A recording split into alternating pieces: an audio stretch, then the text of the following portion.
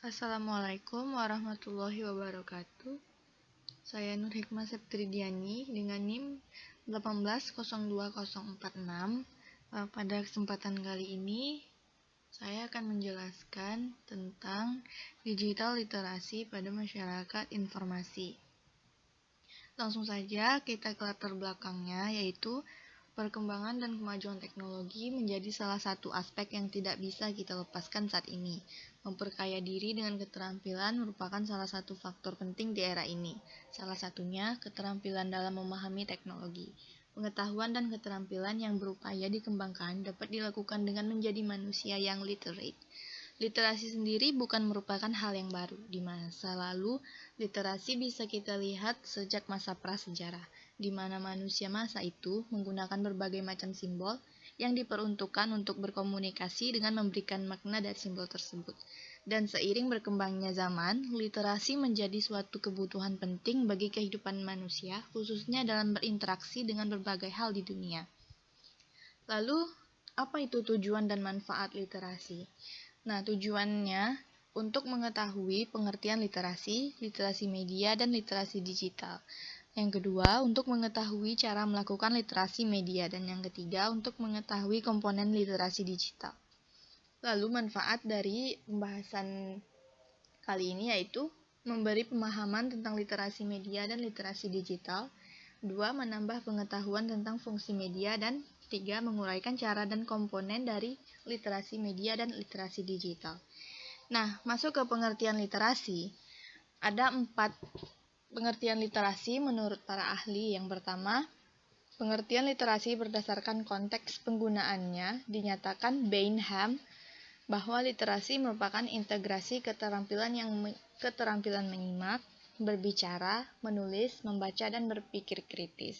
Menurut James G., literasi dari sudut pandang ideologis kewacanaan yang menyatakan bahwa literasi adalah mastery of or fluent control over a secondary discourse.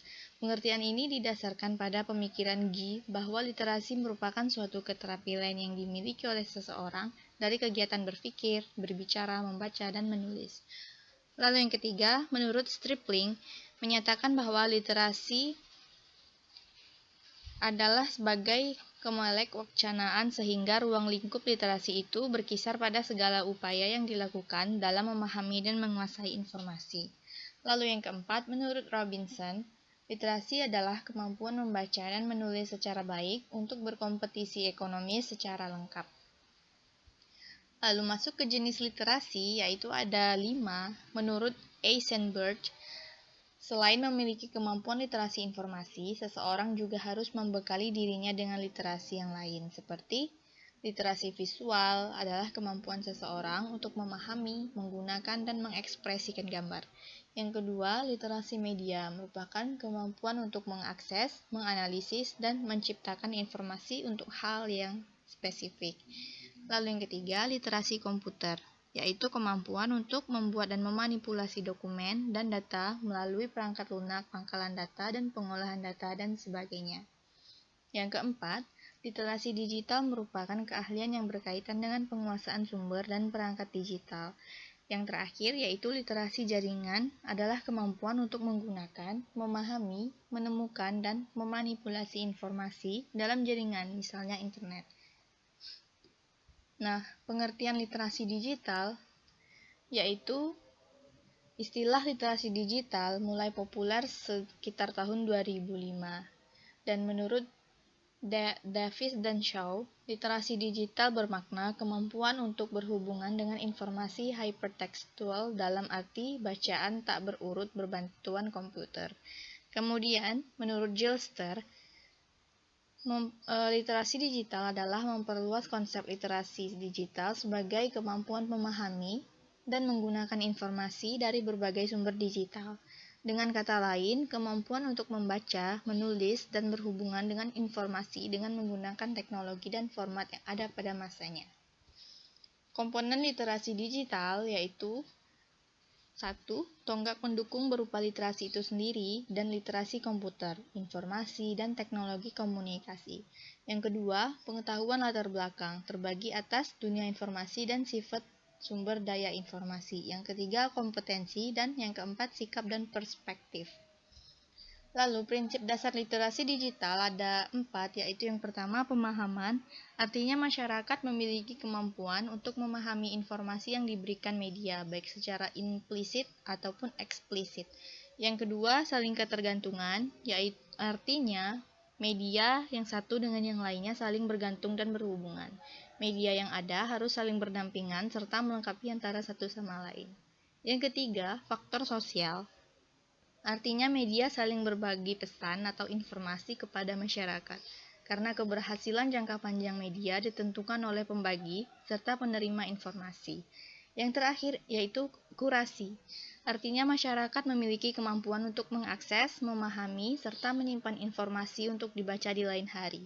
Kurasi juga termasuk kemampuan bekerja sama untuk mencari, mengumpulkan, serta mengorganisasi informasi yang dinilai berguna.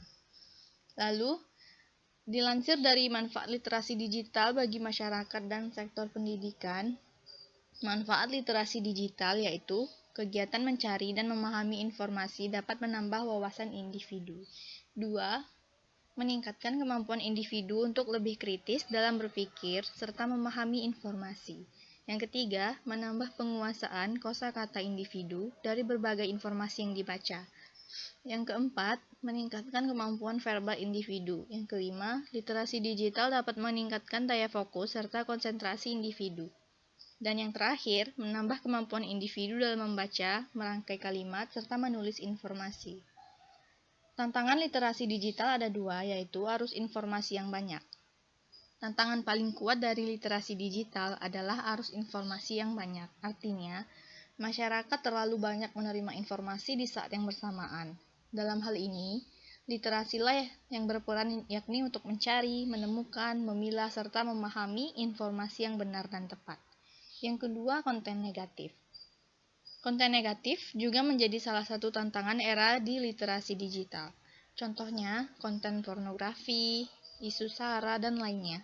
Kemampuan individu dalam mengakses internet, khususnya teknologi informasi dan komunikasi, harus dibarengi dengan literasi digital, sehingga individu bisa mengetahui mana konten yang positif dan bermanfaat, serta mana yang konten negatif. Nah, masuk ke contoh literasi digital. Di sini ada 3 contoh literasi digital. Yang pertama, literasi digital di lingkungan sekolah. Contohnya seperti berkomunikasi dengan guru atau teman menggunakan media sosial, mengirim tugas sekolah lewat email, pembelajaran dengan cara online, yakni lewat aplikasi ataupun web. Dan yang terakhir, mencari bahan ajar dari sumber terpercaya di internet. Lalu, contoh literasi digital di rumah, melakukan penelusuran dengan menggunakan browser, mendengarkan musik dari layanan streaming resmi, melihat tutorial memasak dari internet, dan menggunakan laptop yang tersambung ke internet untuk mengerjakan tugas atau pekerjaan. Lalu contoh literasi digital yang ada di masyarakat yaitu menggunakan media internet untuk menggalang dana atau donasi. Yang kedua, penggunaan media sosial untuk sarana promosi penjualan. Yang ketiga, penggunaan aplikasi meeting untuk rapat RT. Dan yang keempat, menggunakan grup di media sosial untuk menyebarkan informasi yang tepat dan kredibel. Baiklah, saya rasa hanya sekian yang dapat saya jelaskan. Lebih dan kurangnya mohon maaf, semoga dapat dimengerti. Wassalamualaikum warahmatullahi wabarakatuh.